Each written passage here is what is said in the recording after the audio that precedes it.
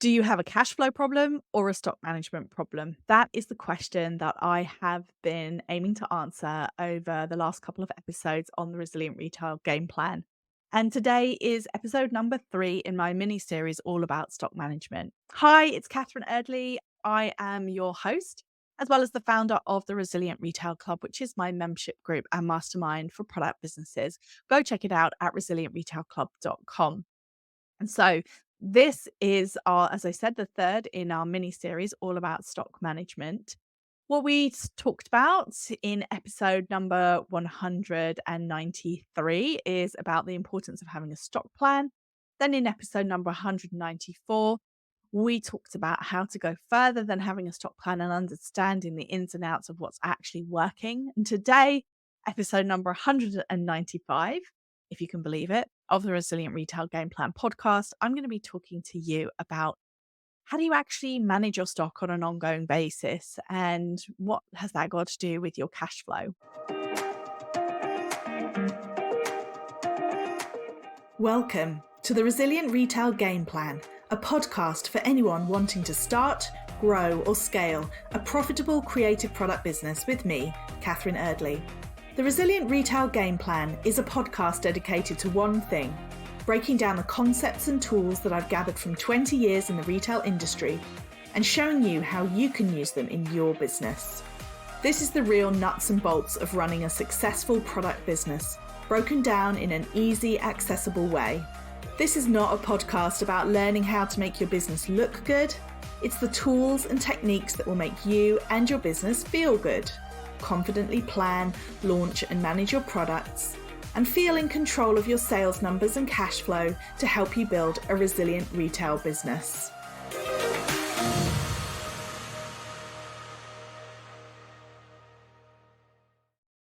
First of all, as I touched on in the first episode, once you have a stock plan, you've got an idea of how much stock you want to be bringing in when.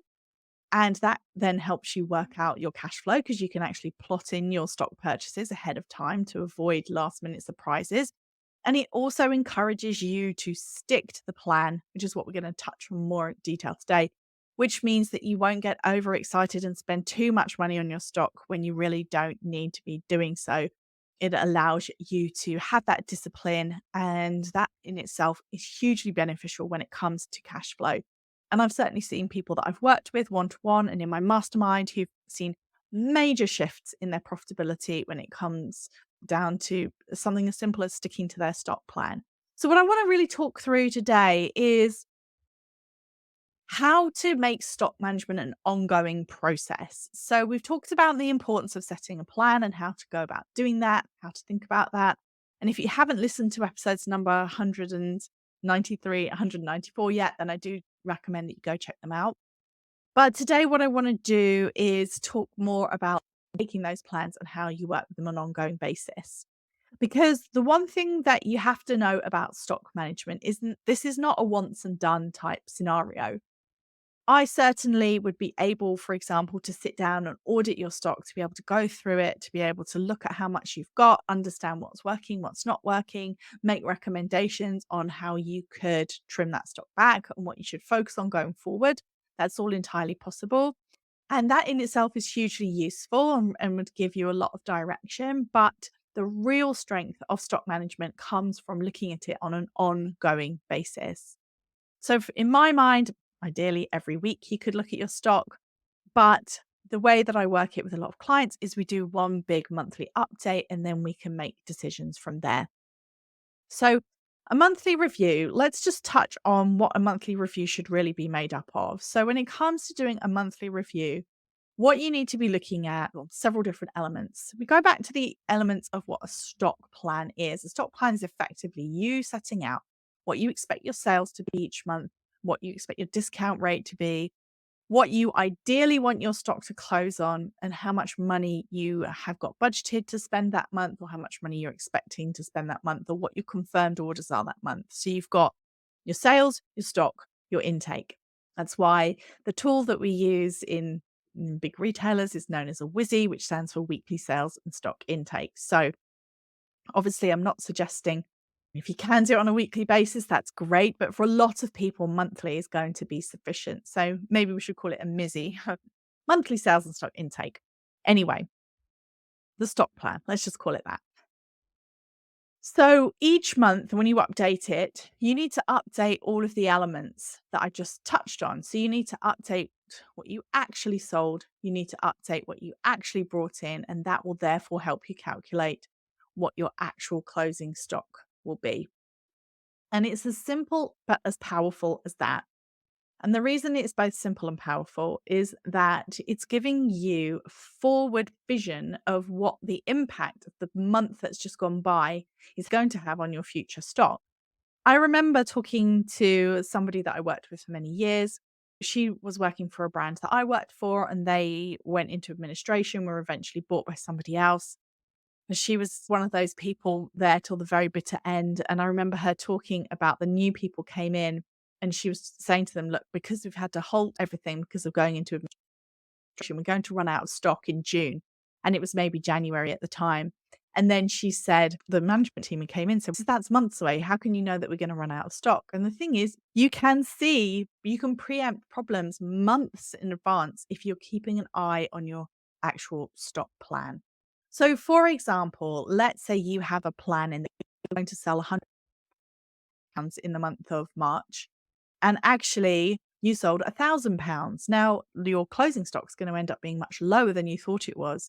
So, what that's going to do is, if you've got your stock plan set up correctly, is it's going to tell you, well, actually, you can spend more next month, for example. So, you can go through and understand your sales, and then you can use that information to actually take action. And I'm a big believer in information for action. It's not just enough to look at your numbers and go, yeah, okay, I did these sales this month. I don't know what to make of that. You want to be able to look at the sales that you took and understand immediately what that means for you going forward. So let's take this first example where you've got sales planned in and your actual sales were much, much higher. That is going to get you to start asking a whole series of questions, or that's the point of this monthly review, is to get you to start asking a whole series of questions. So some of the questions that you might ask yourself are, on a very simple basis, why were sales so much higher than I thought?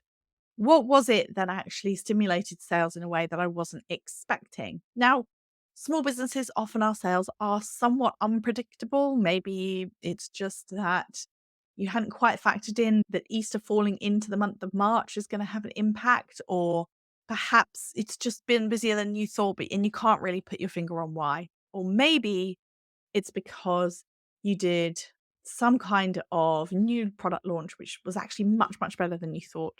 So that is really important information to ask yourself. If sales are good, you want to ask yourself, why do I think it worked? Because you want to bank that for in the future when you're looking to do more of what worked. So first off, ask yourself why. Secondly, ask yourself, what action do I need to take? If your sales were better than you expected, have you got enough stock coming in? Have you placed the orders that you need to do your sales plan for the next month? Or actually, is it now feeling like you're going to be somewhat tight? Are there orders out there that are with suppliers that you could even go out to your suppliers and see if they could bring them forward because you've had such good sales and you want to get more of them in? If it's a product launch that worked really well, how can you do more of that? So let's say, for example, you are a jewelry brand and you launched some new limited edition earrings. Okay, so what's that telling you about the product, what the customer wants? If that's done really well, are there other things that you can duplicate? And definitely look ahead and see, is there a sales risk now because my sales were so much stronger than I thought? And this is the bit where you get to start feeling like you've got a crystal ball, because this is the bit where you can actually anticipate, okay, maybe not right away, but in the next month, unless I increase what I'm buying, I'm going to run out of stock. And that is the beauty of the stock plan, is that you're able to go through and really understand what's happening, make adjustments now, not in a month's time when you suddenly realize that sales have stopped because you've run out of stock. And that is the beauty of the monthly review. On the flip side, there may be months where your sales didn't come in as planned. And so this is also something for you to look at, to understand what didn't work. So You got to do the what happened, why did it happen as much as you can work out. Did you make wrong assumptions? Do you need to tweak some of your future plans down because actually you think you've been a little bit over ambitious? Or are there things that you can see quite clearly? Maybe you're out of stock of some of your best sellers and those are coming back in. So actually you think you're fine to hold your plan as it is. Lots of different things that you can think about and learn from what didn't work. Again, it's really important when you're looking at sales performance, especially when sales haven't been in line with where you want them to be. It's very important to keep it as objective as possible. Try and be scientific about your reasoning. Please, please do not say the reason is because I'm rubbish or my business is rubbish or nobody wants anything from me anymore. Those are not useful, helpful things for you to be thinking about. They're just things that are going to make you feel worse and get in the way of you coming up with some ideas and ways to move forward. So whenever you do have difficult sales performance, then you've got to just have a look at the numbers and say, well, what do I need to do? Because often you can really turn things around, especially from a profitability standpoint, if you don't then let your stock begin to stockpile. So the beauty of having then this stock plan is that you can now take a look at it and say, right, I originally said, let's say you had a plan in, let's try and do some easy maths here. Let's say you had a plan to take £1,000 in the month of April and you took £700. And the following month on your stock plan, it said that you needed to buy £500 worth of stock to finish on your ideal closing stock. Now you could reduce that down. So if you haven't spent that money yet, you could just say, right, I'm not going to spend that money because the sales are lower than I thought. And therefore, I don't need to spend as much to hit this closing stock target. Or if you have placed that order, could you push it back, delay it, talk to the supplier? If it's not going to put them in a difficult situation to cancel it, can you cancel it? All of those things that you can ask yourself. Now, all of this is not a hugely lengthy process. It's something that you can definitely accomplish in half an hour or an hour once a month, having a look at this. But it's immediately allowing you to take action. What you don't want to do is be sitting on a sales decline month on month and still keep buying lots and lots of stock. And then the stock just keeps piling up and then you have to pay for it. And that's when it starts feeling really painful and you start feeling really pinched. And that's when it starts feeling like it's having this major impact on your cash flow. If in fact what you're doing instead is updating it on a monthly basis, saying, okay, these are what my actual sales were, right? I need to buy less these next few months. Then you can start taking action. And again, as I said, it can really help you stay out of some sticky situations when it comes to cash flow.